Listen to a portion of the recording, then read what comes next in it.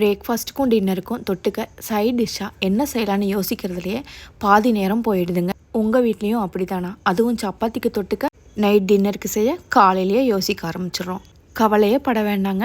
சப்பாத்திக்கு தொட்டுக்க நான் இன்றைக்கி புது ரெசிபி ஒன்று ட்ரை பண்ணேன். அதுதான் உங்களோட ஷேர் பண்ணிக்க போகிறேன். 2 பெரிய சைஸ் கேப்சிகமை நீல வாக்கில் கட் பண்ணியிருக்கேங்க.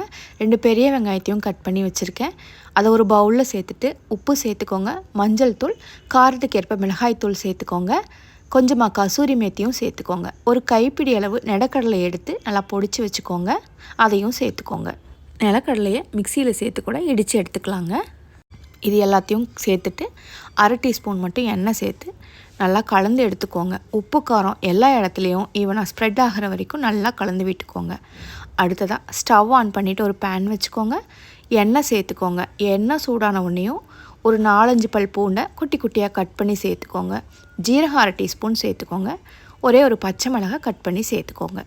நம்ம கலந்து வச்சுருக்கிற இந்த கேப்சிகம், வெங்காயம் இது எல்லாத்தையும் சேர்த்து ஒரு 2-3 நிமிஷம் நல்லா கலந்து விட்டுக்கோங்க. தண்ணி சேர்க்கக்கூடாதுங்க. ஃப்ளேமை கம்மியாக வச்சுட்டு ஒரு 2-3 நிமிஷம் நல்லா கலந்து விட்டுக்கோங்க. திரும்பவும் ஒரு 2 நிமிஷம் மூடி போட்டு லோ ஃப்ளேமில் குக் பண்ணிக்கோங்க.